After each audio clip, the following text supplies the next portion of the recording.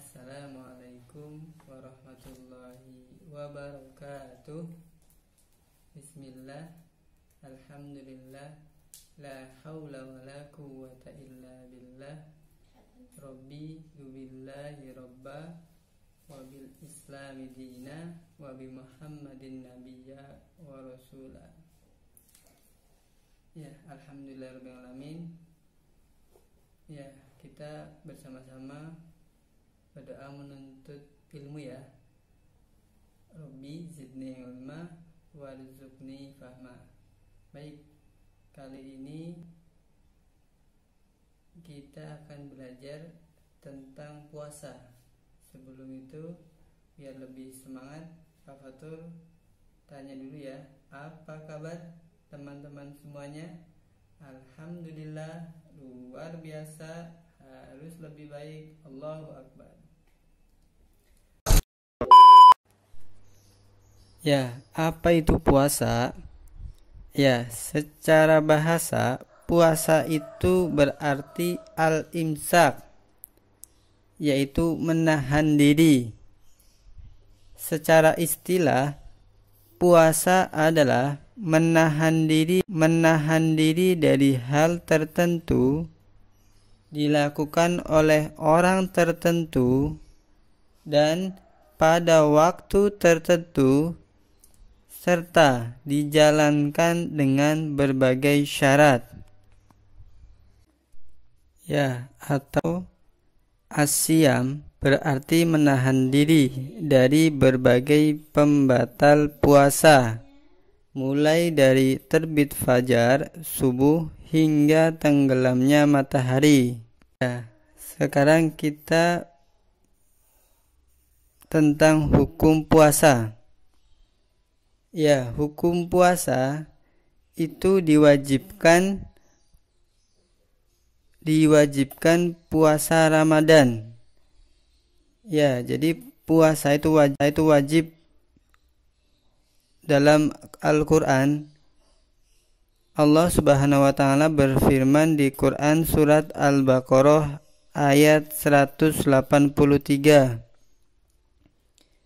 Ya, jadi yang diseru adalah orang yang beriman. Orang-orang yang beriman diwajibkan atas kamu berpuasa sebagaimana diwajibkan atas orang-orang sebelum kamu agar kamu bertakwa. Nah, ini surat yang turunnya di Madinah setelah Nabi Muhammad SAW berhijrah. Jadi hukum yang dimaksud itu untuk orang mukmin secara khusus. Jadi kalau orang kafir tidak diseru karena yang diperintahkan orang-orang yang beriman. Selanjutnya tentang rukun puasa. Yang pertama berniat. Teman-teman sudah tahu niat puasa ya. Lalu yang kedua, menahan diri dari berbagai pembatal puasa. Rukun puasa ini dilakukan dari terbit fajar subuh hingga terbenamnya matahari.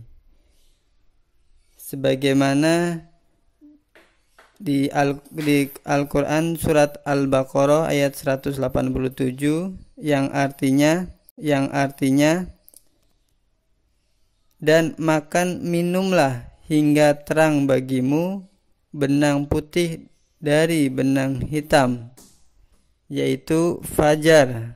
Kemudian sempurnakanlah puasa itu sampai datang malam.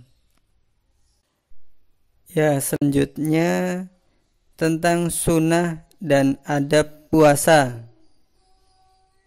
Sebelumnya Pak Fatur sudah menyampaikan sunnah puasa ya. Dan kali ini Pak Fatur hanya menyampaikan 3 saja.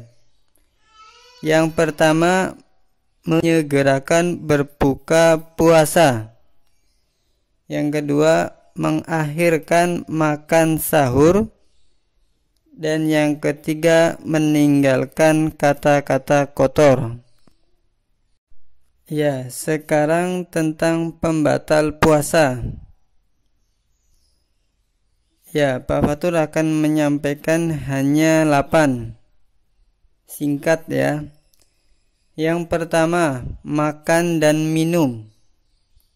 Yang kedua, muntah dengan sengaja. Yang ketiga, berhubungan intim suami istri. Yang keempat, keluar mani karena bercumbu atau dengan sengaja. Yang kelima, haid. Yang keenam, nifas dan melahirkan ya. Yang ketujuh, gila dan pingsan seharian. Jadi seharian.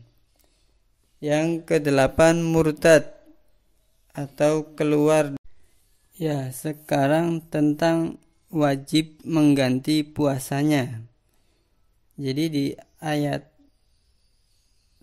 Quran surat Al-Baqarah ayat 183 itu mewajibkan puasa Ramadan. Selanjutnya di Quran surat Al-Baqarah ayat 184 itu tentang puasa bagi orang yang sakit dan orang yang bersyafar dan cara mengqadha puasa. Nah, ada beberapa keadaan bagi orang yang sakit yang tidak bisa melakukan puasa, ataupun orang yang sedang bersyafar biasanya berat untuk menjalankan puasa, maka mereka mendapatkan keringanan. Namun, karena puasa itu memiliki maslahat yang besar bagi setiap mukmin, maka hendaklah ia mengqadha puasanya tersebut di hari ketika sakitnya sudah sembuh atau ketika sudah selesai bersafar. Jadi, puasa yang tidak ditunaikan di bulan Ramadan hendaklah diganti di hari lainnya. Ya, cara mengqadha puasa yang tidak ditunaikan di bulan Ramadan hendaklah diganti di hari lainnya. Penunaiannya terserah kapanpun itu. Bahkan Aisyah baru bisa menunaikan qadha puasanya di bulan Sya'ban karena saking sibuk mengurus Rasulullah Shallallahu Alaihi Wasallam. Dan Ibnu Taimiyah berpendapat bahwa qadha puasa lebih berturut-turut karena akan lebih cepat lepas dari beban kewajiban.